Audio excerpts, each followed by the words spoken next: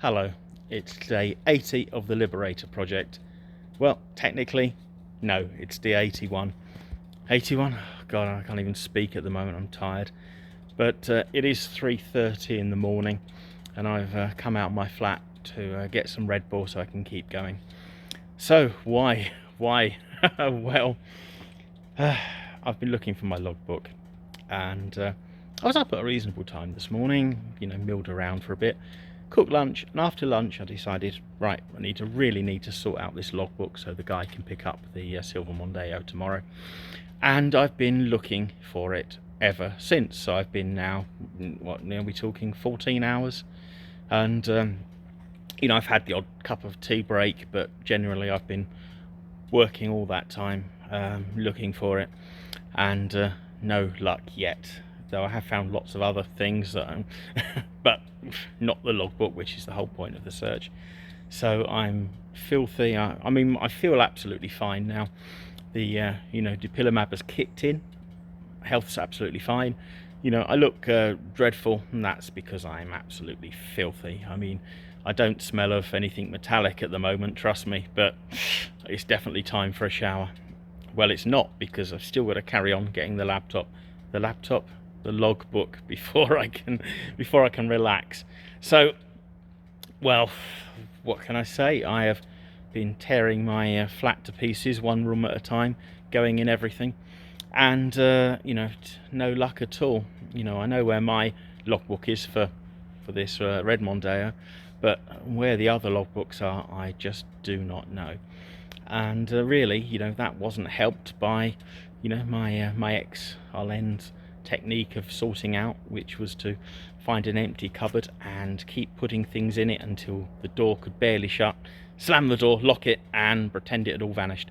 So I've been opening up cupboard after cupboard and box after box like that, where there's just random things in it, absolutely random. I mean, there'll be car parts, there'll be with cooking utensils, there'll be well, I mean, what can I say? The amount of stuff that I've, Arlene was also quite a keen shopper, so there's been boxes and boxes of stuff that's just not been opened, and some's past the expiry date, some medical stuff, or some food or everything is well out of date, and also there's boxes of clothes that are all still sealed, so I might be able to list them, but it's not good. Now, I went out with, I don't want to bitch about anyone because she's not here to defend herself, and I'm sure she's got bad things to say about me, and let's not go there. We broke up, well, coming on for like 3 years ago now. We went out for a total of nearly 6 years, and first 3 years she lived in Estonia, and the last 3 years she came over to England and moved in with me. Now, I've always been a bit against couples living together without being married, a bit old-fashioned like that, but it made sense, and we couldn't afford anything else because my health was not good. Now, because my health was not good, I was I was in and out of hospital at the time, and also I was contracting. I was working in Birmingham, Manchester, Chelmsford, Essex, all over the country where I could find a contract to work. So Arlene was sort of in charge of managing the household, while I was in charge of working and looking after, keeping going, so we could afford to do things and not get the house repossessed, which is another story. But we came to within 4 days of being evicted from it. It was that level, and luckily my landlord in St.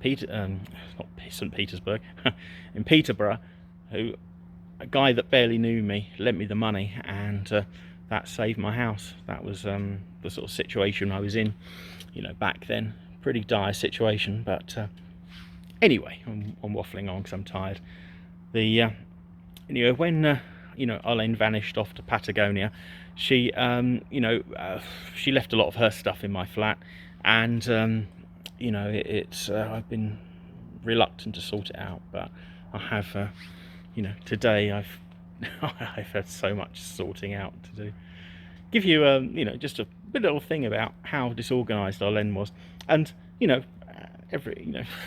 I accept everyone has got their foibles, and I don't expect anyone to be perfect, you know, because I'm certainly not. But she was very chaotic, and one example is that she actually lost Nanny Tuva's ashes in Estonia. So that gives you a level of chaos which normal people can only aspire to. But anyway, upshot is that my logbook still hasn't been found. I'm come out to this garage to get a Red Bull and a break, and then I'm going back and carrying on for a bit. Obviously I've got to be quiet because I don't want to upset the neighbours, but you know, we'll carry on for a bit, and you know, probably in another hour we're going to have to give up and just get a couple of hours sleep and then see what I can do. But the bad news is, if I don't find the logbook, then I can't sell my car, and that, you know, I really, you know, I need that money to keep going. So that's a bit of a bad news, which is why I'm putting so much effort in to try and find it now.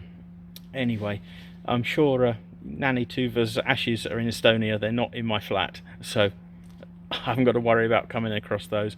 But anyway, hopefully tomorrow I've got some better news, and then the guy's picking up the car from at 3 o'clock in Chelmsford, so cash on delivery, so that'll make my life a lot easier. Sadly, the guy that was picking up the Mercedes seats didn't turn up today, so it's even more important that I get the money for the silver Mondeo. Okay, thanks for watching, and I'll see you tomorrow. Goodbye.